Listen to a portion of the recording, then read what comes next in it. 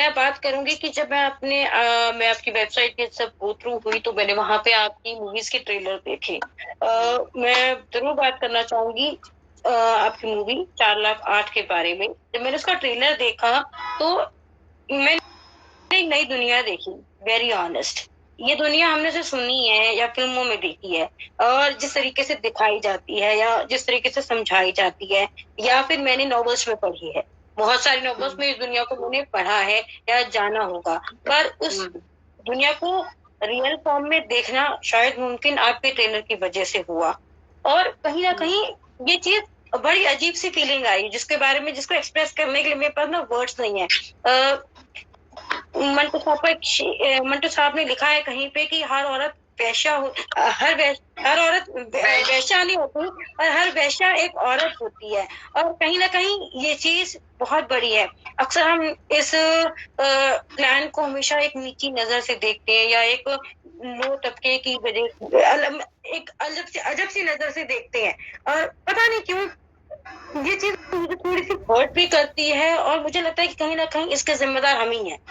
चाहे हम वुमेन हो चाहे हम मैन हो, हम मुझे लगता है कि समाज का वो वर्ग जो उसे नीची नजर से देख रहा है, उसका जिम्मेदार, उसको नीचा बनाने का जो जिम्मेदारी है वो हमारी ही है। हमने ही उसे उस कैटेगरी में लाके खड़ा किया है। और आपकी डॉक्यूमेंट्री में जब मैंने कुछ औरतों के एक्सपीरियंस सुने, तो वो शायद इन बातों की पुष्टि भी कर रहे थे। तो आप प्लीज अपना वो एक्सपीरियंस मेरे साथ शेयर करेंगी प्लीज?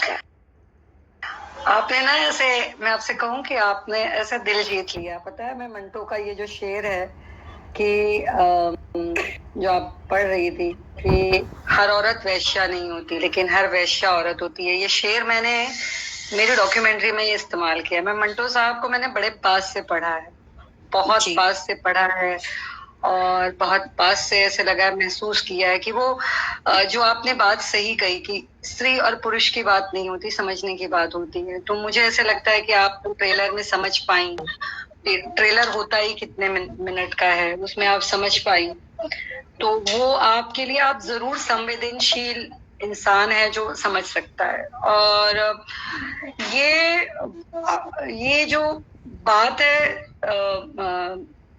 जो सेक्स वर्कर्स की बात है, उनके लिए वो मतलब 2 सदी, 2 सेंचुरी, सदी नहीं, सेंचुरी को क्या कहा जाता है, वर्ष, 200 साल के ऊपर का ये इतिहास है कि हमारे पास कमाठीपुरा रहा हुआ है, हमारे पास, यानी मुंबई में कमाठीपुरा रहा हुआ है।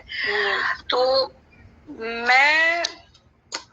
मैंने सिर्फ ये किया कि इन लोगों से बात करी, इन लोगों के साथ में, मतलब अब यहाँ पर मैं क्राइम रिपोर्टर रही हूँ, तो यहाँ पर कई सारी चीजें होती हैं जो पास से आप देख सकते हैं, जानते हैं, महसूस करते हैं। अब जब घर पे बैठे रहते हैं कोविड में, सबको अपनी अपनी चीजें समझ में आ रही थी।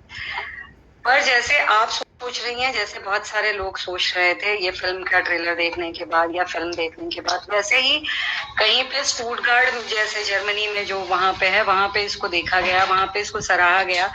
और मैं ये सराहना काम की जितनी है उतनी ही ये बात कह सकने की है, वो औरतों की बात है कि औरतें जो वहां पे, उसमें आप देखती हैं ट्रेलर में जो मेरी वेबसाइट पे है, उसमें वो औरतों का बड़प्पन है, या मैं वो कहूंगी कि वो अपनी बातें बेबाकी से कहने आई। ये आसान नहीं है।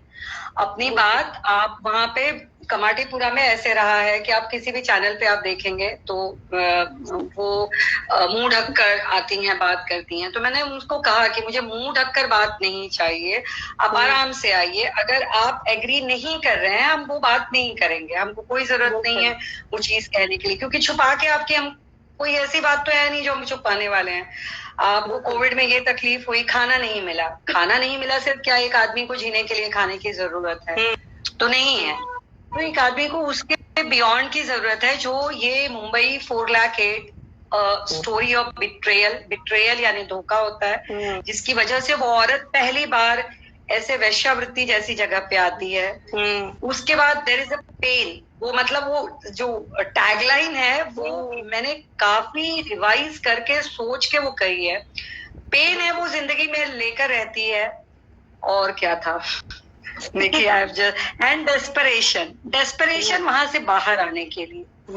उसमें एक महिला है जो कहती है उसका किसी सेक्स वर्कर ने ही नाक काट दिया था, शी हैज उसका फेस बिगाड़ दिया था। वो कहती है कि मैं ना मतलब 2 जून की रोटी खाना चाहती हूँ, मैं इस सबसे बाहर आना चाहती हूँ। तो वो लोग समझ पाए और ये कर पाए, ये बड़ी चीज है।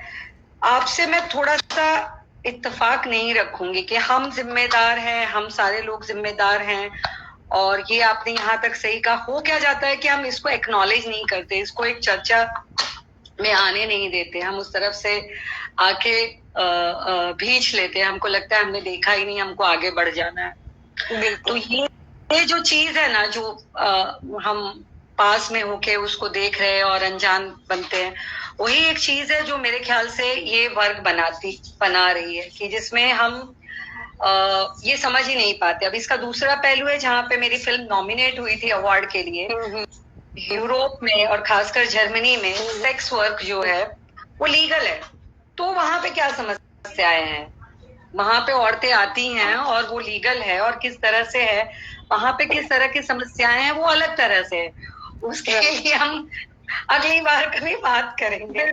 बट मैं कह रही हूँ कि औरतों के लिए जैसा कि मैं ये समझती हूँ कि सेक्स वर्क के लिए, मंटो साहब की बात से शायद हम दोनों इत्तेफाक रखती हैं, इसलिए मैं ये कह रही हूँ कि सेक्स वर्क में कैसे होता है कि आप औरत के शरीर के ऊपर तक, मतलब ये जो इंटीमेसी का बिजनेस है, वहां पे आप औरत के शरीर के ऊपर तक पहुंच पाते हैं, लेकिन उसके अंदर अंदर अंदर जब आप उसकी तह तक जाते हैं तो आप देखते हैं कि वो दरअसल एक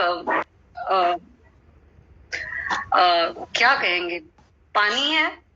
अगेन ये अवतार सिंह पाश का ही वो है कि मैं पानी हूँ, मैं हर जगह हूँ। तो वो शुद्ध पवित्र पानी है जो बह रहा है।